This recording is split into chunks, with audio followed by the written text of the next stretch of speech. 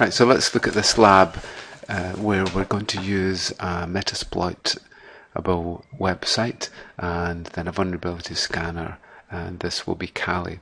So you should find that the host will connect through the HCP, and you'll be allocated an IP address from them.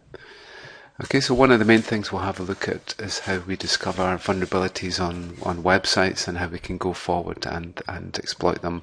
Also to be able to understand what the web logs will actually look like for each of these attacks. Okay, so the first thing we'll do is that we'll actually open up our two virtual machines. And here we are. So we have a Kali one. And then we have a Metasploitable one.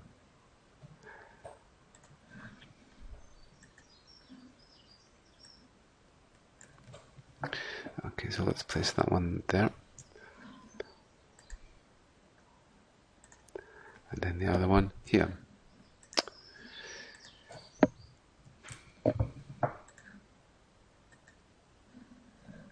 Okay, so I've started up the user interface on Kali.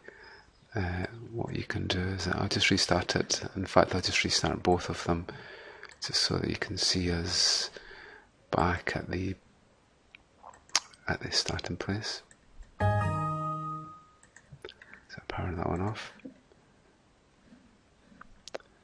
and then I'll power this one off too, and then we'll just start back up again.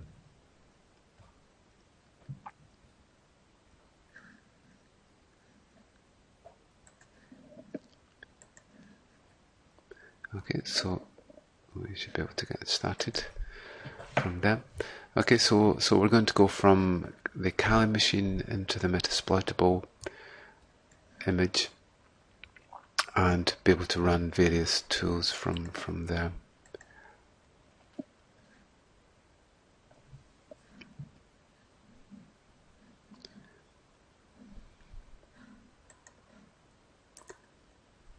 Okay, so that's our Kali instance started up, and the Metasploitable one is getting there too.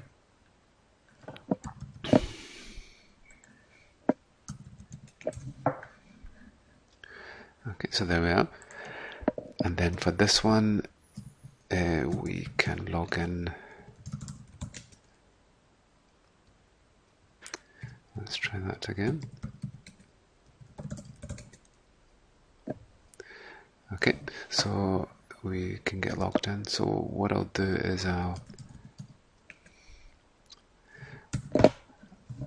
just start the X Windows server so that we can get a graphical interface on our Metasploitable instance. So the first thing that you need to do is to get rid of this lock on a file, x0 lock.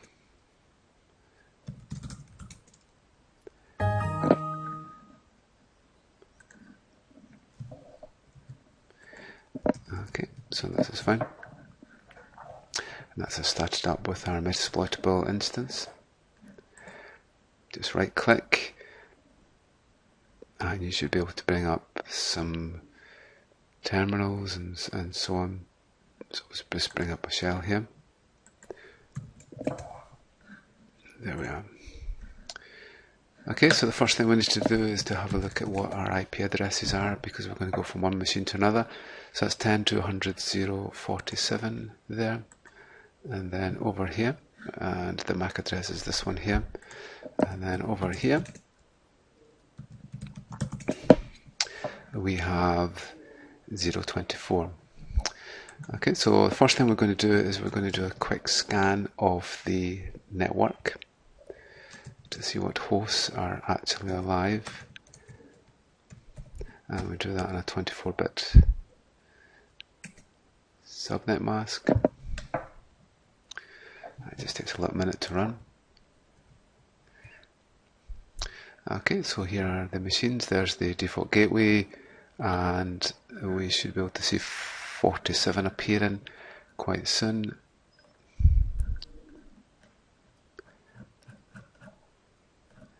and it is there. Okay, so there it's there, there's the MAC address and so on. Okay, so what we'll do next is to actually have a look at the ports, the web ports. It's web that we're mainly interested in. So we'll have a look at the ports for 80 and 8080 are the two default ports that we're going to use, and then we're scanning 47. Okay, so we can see here that we have HTTP and HTTP proxy set up for 80 and an 88. The next thing we can do is to be able to look at the -SV to be able to fingerprint these services that are the web services that are running. And there we go. We can see it as Apache, HTTP, Daemon, 2.2.8, Ubuntu, and so on. So often what we do is we now look at we look at the service using netcat. So we'll 0.47 on port 80. We do head /HTTP on point 1. Press return a couple of times, and then it comes back with the server information. Then we can do the same with the options request.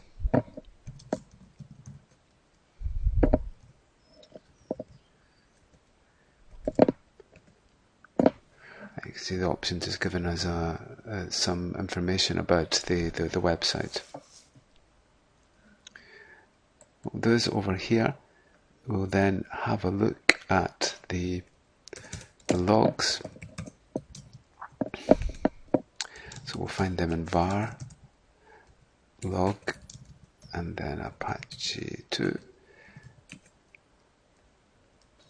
We'll have a look at the tail of access to a log, and we can see there's the head and the options. Okay, so we can actually see the return. There's a 400 return rather than a 200, and we can pick up from the log the IP address and so on. Okay, so the next thing we're going to do is we're going to run Wireshark over here. We'll just run it as sudo.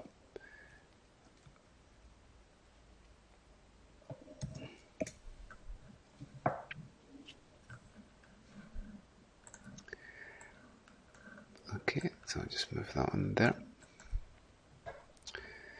And then we're going to run nick2 on the host, and we're going to this address here, and then we'll just capture that data. So we might see a lot of background data. So what we'll do is we'll just focus on the traffic that's going to our target. 47. Let's just check. 47, that's right.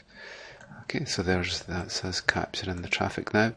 And we'll just have a little look to see what this tool is actually going to give us.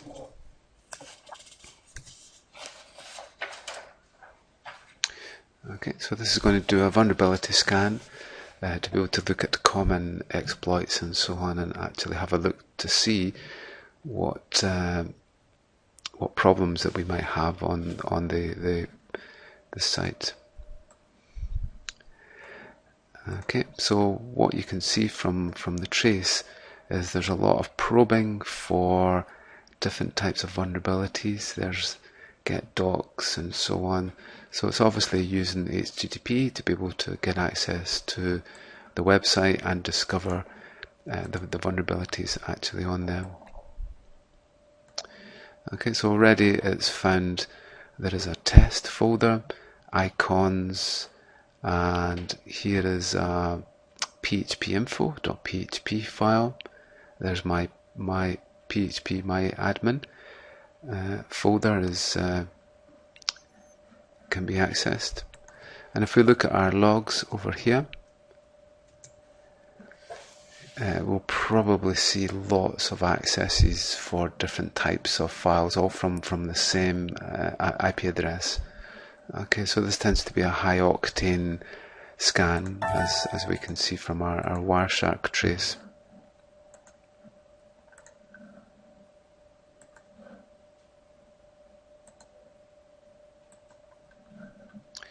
Okay, so we'll just stop the Wireshark trace, and then we'll have a look at some of these vulnerabilities just to see if we can pinpoint what they are. So the PHP info file is an interesting one. So we're using a LAMP stack, Linux, Apache, MySQL, and PHP. So my PHP info is just a little page that gives us some information on the PHP environment itself, and often used to debug. But if we leave it open, then it can actually provide a whole lot of information there. Okay, so just let me change my proxy. We'll come up against this later. So this is using a proxy to be able to get to our destination. So let's say no proxy, and we'll go directly. Okay, so with this page, it can actually give away quite a bit of information about the environment and so on. So it's not a good idea to have that exposed. It's also saying that the doc directory is there, which is a bit worrying, and there's a test directory.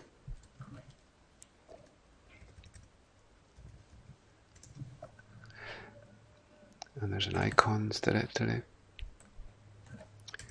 from the top level.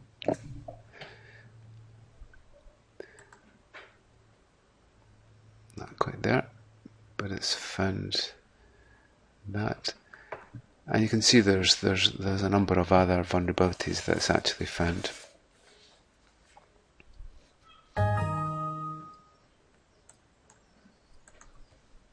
Okay, so the next tool that we're going to look at is Vega, and with this we can actually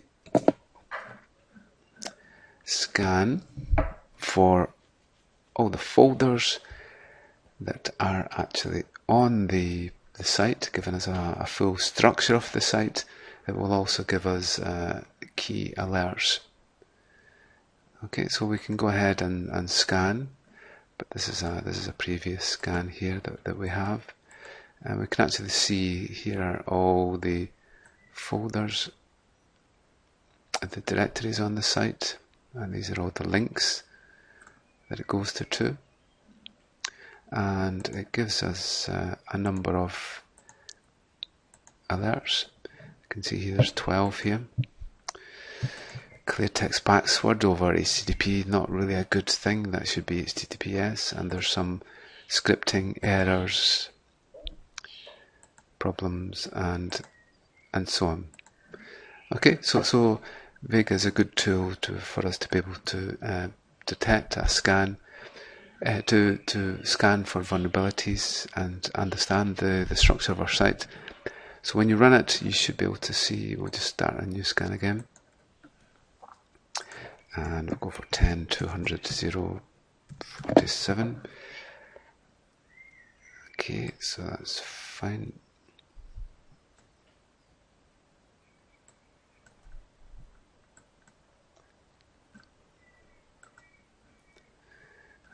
There it goes.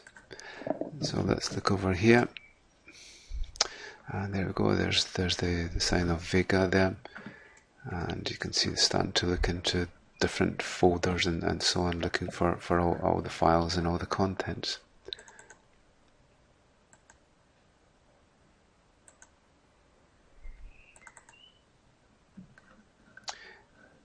Okay, so we'll just actually stop that scan. Again, have a look with Wireshark and see what it actually shows.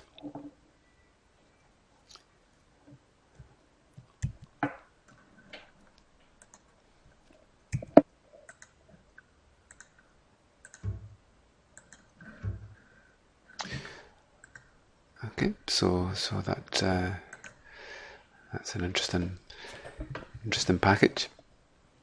So now what we'll do is we'll have a look to see if we can actually find all the folders on the site by doing a scan of the system. So in this case we're using the dir buster, and we'll just find the site there. So on port 80. We'll increase the number of threads just to make it a bit faster. This can take an awful long time to do, so we'll just do a very quick scan.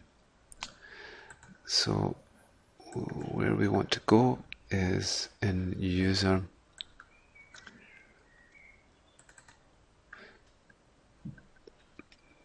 share,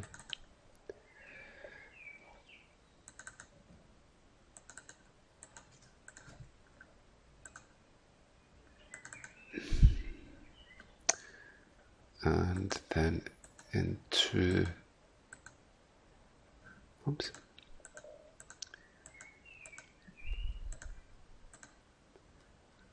here,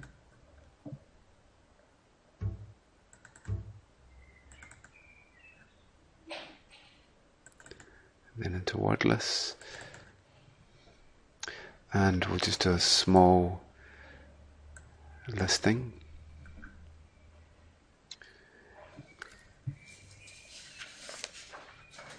And everything's fine. So then we'll just go ahead and we'll do a scan.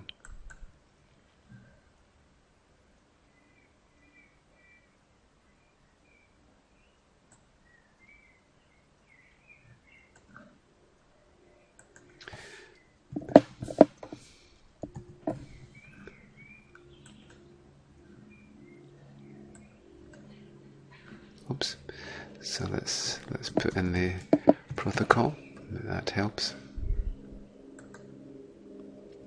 And there we go. Okay, so it's now doing a scan there.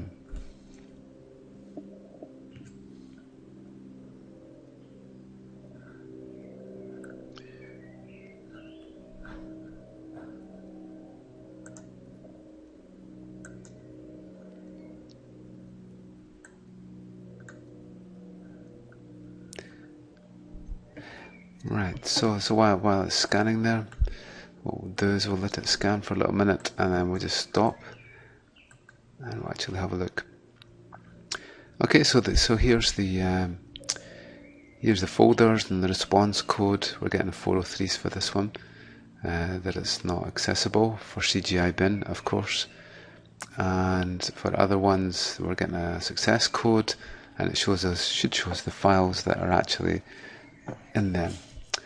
Okay, so if you search around, you should be able to find various things like the PHP files and so on.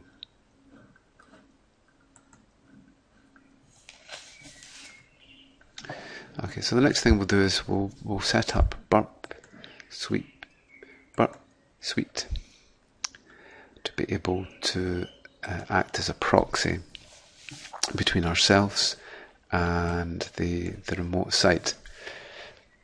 So in this case we'll be able to intercept and actually have a look at the traffic that's been generated and change it in some ways. Okay, so our proxy should be set up for intercept, and this is the interface that it's listening on. So what we'll have to do is to go to our browser,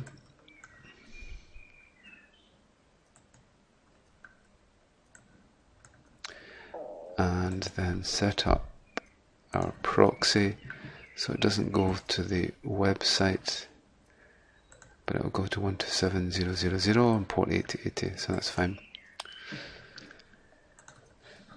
Okay, so now what will happen is that when we access a website, it will go through the proxy, and we should be able to intercept the communications.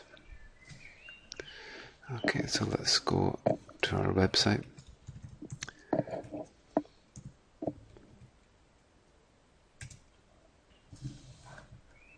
Okay, so we can see what happens. It stalls because it's not actually, it hasn't actually gone through yet. It's waiting here for us to be able to have a look and intercept it. Okay, so there's the request, and then what we'll do is that we can send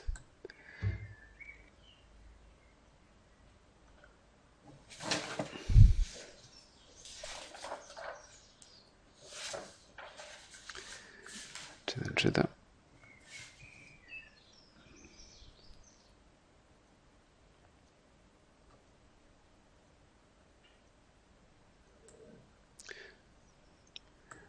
Okay, so if we have a look,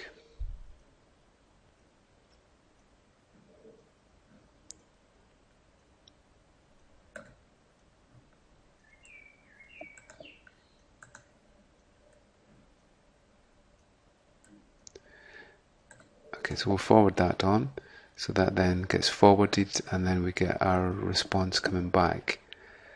So we can actually have a look at that.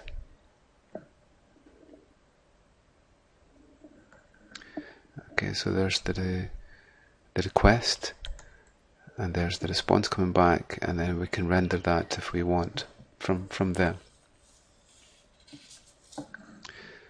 So let's look at the intruder tab. Okay, so we can copy our request in the intruder tab if we want, or we can paste one in here.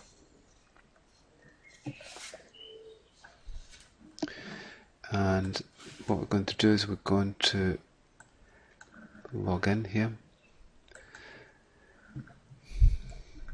and again we'll capture that one. So let's, okay, so forward. So what we want to get is the login.php screen.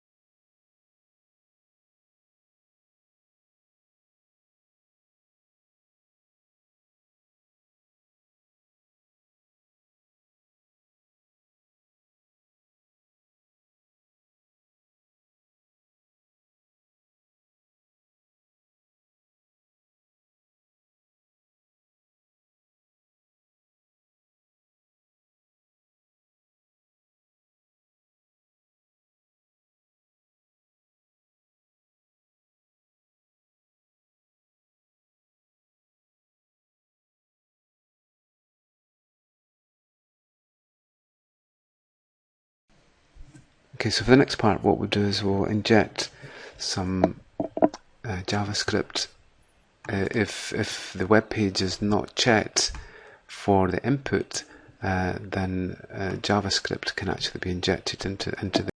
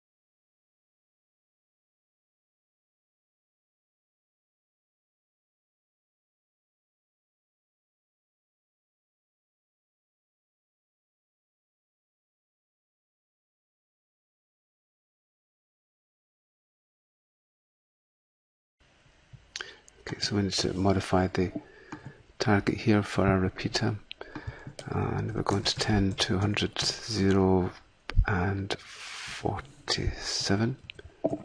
Yep. And now we do it. Oh, there we go. Okay, so that's what comes back. So what we're going to do is we're going to compare the responses that came back.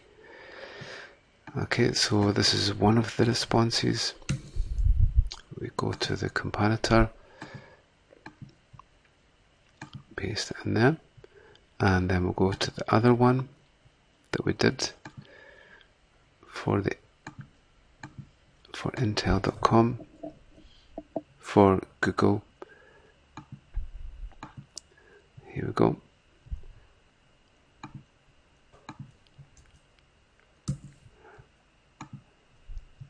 And we'll paste that one.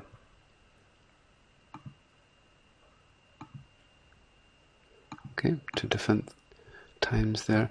So we're going to compare the words. And there we go. So we have 21 differences here. See, the time was different and so on, but the main differences should actually be a bit later on,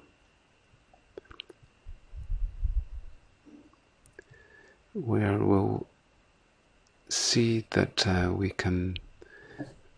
we'll get the difference with the google.com and also with Intel.com.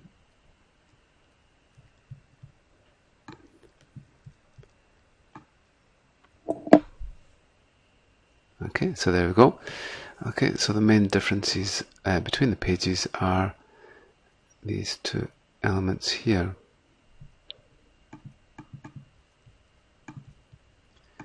And the key thing to see is that all that's really happening is that whatever we put in actually appears here. So the next thing we're going to do is to be able to inject some script into there.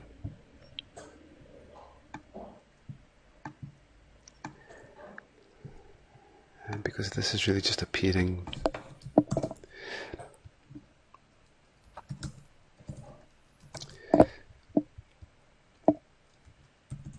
straight as text. There's been no check on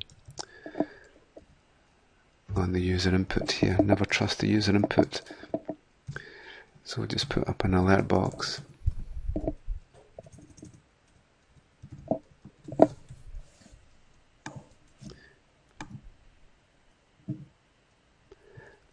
Okay, so let's send that through.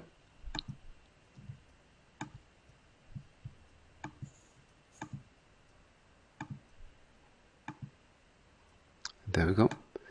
Okay, so there's the JavaScript coming through there.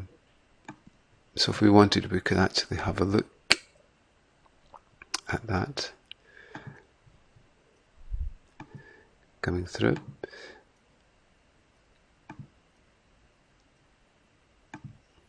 And see the code that we've actually inserted. So if you actually look at the HTML code, then it's possible to, all the links have identifiers on them. So we can actually modify the links. And again, what we'll do is I'll just copy from here just to make sure I've got the right string. Okay, so we look for an A tag and we look for A tag 0. And then what we're going to do is replace that with the BBC site. Okay, so that goes in there. We do a lookup. Doesn't look like much happens. And the reason for that is that we need to send it through.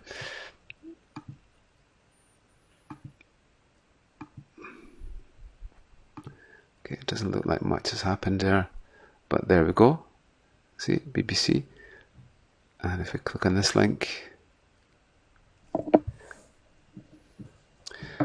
then unfortunately, oops, we go to the BBC site There we go. So I get to the BBC site.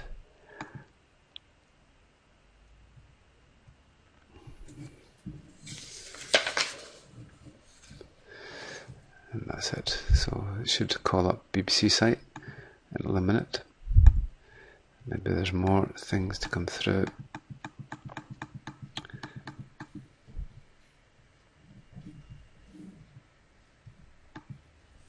So what we're going to do now is to actually have a look at how we can set up a remote script. Often what happens is that an intruder will load some special JavaScript into the site. So we'll set up on the Kali machine, we'll set up the web server, and then what we'll do is we have some test JavaScript in here. It's just a simple one. It's just going to load a graphic and so on. Okay, so now what we'll do is that we're going to load the script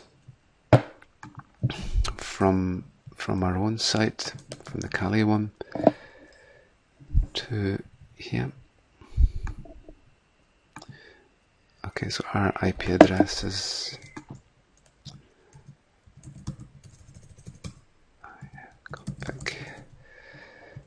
24. That's fine. Okay, so we just let burp sweet send it through, and there we go. Okay, so you can see that the JavaScript has been injected into the page.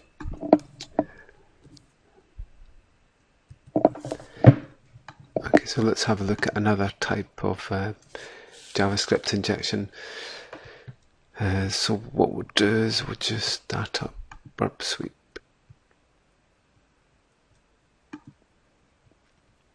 And we'll set the web browser up to have a proxy.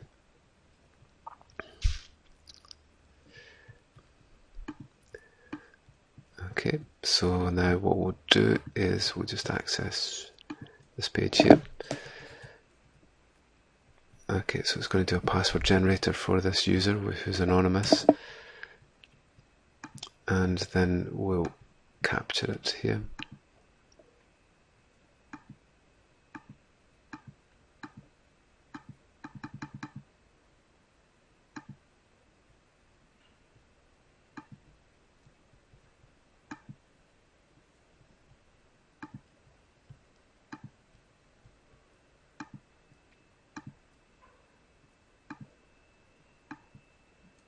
Okay, that's it coming through now.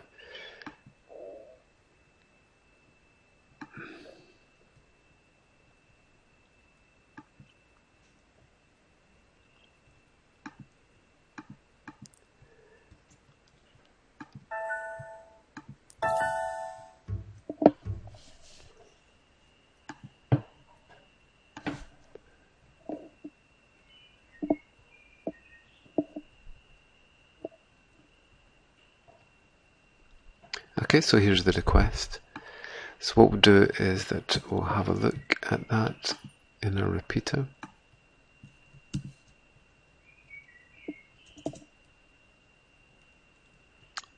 Okay, so we'll go ahead and so we have the right target. Yep. Okay, so there's the response back.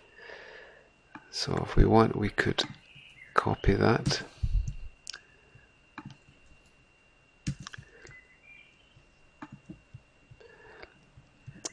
And put it into a comparator. We'll get it in a little minute. But what we'll do is we'll send a canary.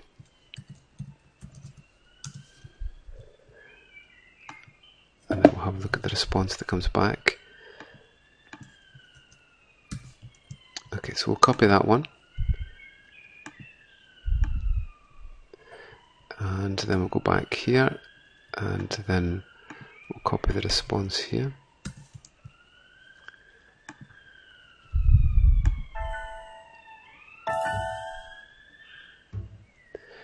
Okay, so those are different responses, and then we'll compare the words.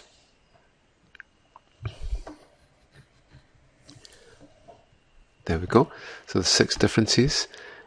So we actually see that the difference, if we can search for canary, so that's our anonymous one, and then we should be able to find our canary. There it's there. Okay, so what we can do here, because that the word has just gone straight through, is that we can now replace this part. We can terminate the string, and then we can put a catch after it, and then put a try to be able to inject the JavaScript in there. Okay, so I'll just copy this from here. Okay, so if we insert that string, then that will actually modify the code to end that string, and then for us to get this alert box to come up. So what we do is we'll take that. Okay, it probably won't go through if we just put it straight in. So what we must do is to go to our decoder, and then we want to encode as a URL, and there we are. Okay, so the next thing that we need to do is to be able to open up, well, it doesn't really matter, we can repeat from burp suite here, and now we can make the user name this, and then inject that.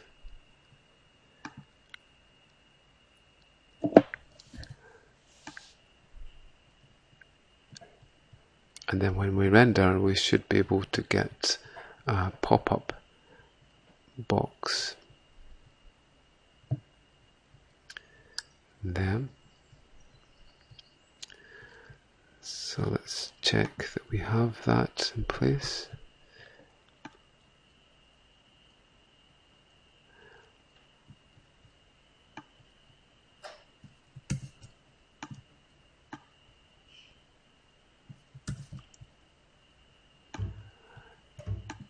And we'll go back and have a look at our browser.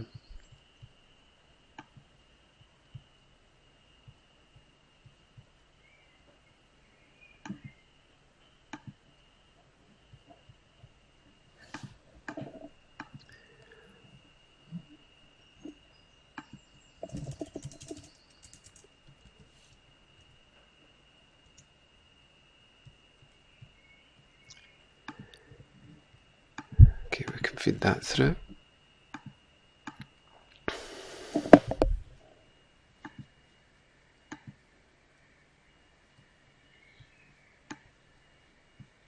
And there we go. Isn't that magic? Okay, so that's allowed us to be able to modify the JavaScript code to be able to get the it to display the box. But obviously, an intruder can do much more than that. Okay, so let's try some SQL injection. So we go to this page, and what we'll do is we'll just put in some dummy information, and we'll capture it with burp suite.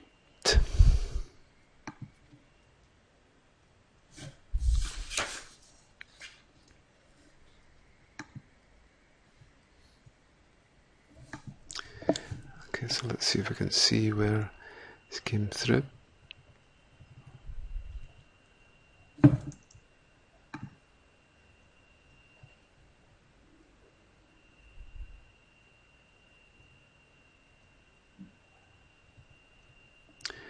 There it is. Okay, so that's our login. And what normally happens with SQL that's not in Jet is that we'll normally get like a select where a user, this is a variable for what comes in from the page, and this is the password, this is the other variable, and then the word goes in here between inverted commas. But what can happen is an intruder can terminate the password, and then do an OR 1 equals 1, which is true, and there's still another rogue inverted comma, so they'll put in a comment after it. In this way, this will always be true. So what we're trying to inject is this. So we would go here, and then what we'll do is we'll look at our decoder. We then put that in, and then that will give us, we encode as a URL, and then it will give us the basic string. So then what we need to do is to be able to then take that and then copy and paste, and we'll now enter that as a username, as a password.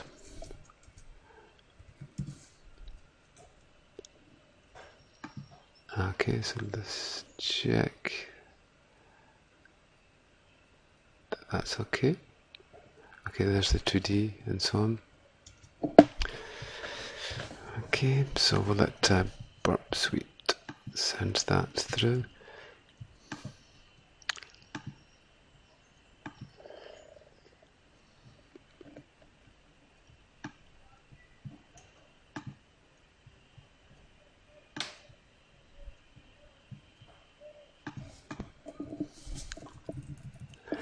Okay, so we'll just do it with an admin account.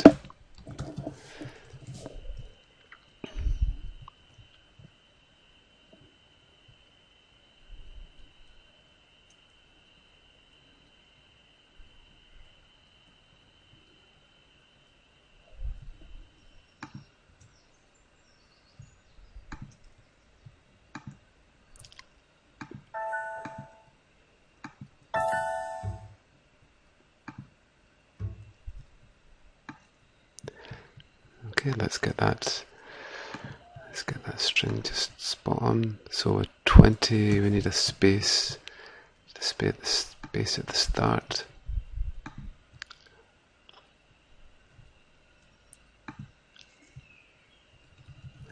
It's missing off a little character there. Just missing off the little inverted comma there when I pasted it. Okay, so let's let that go through.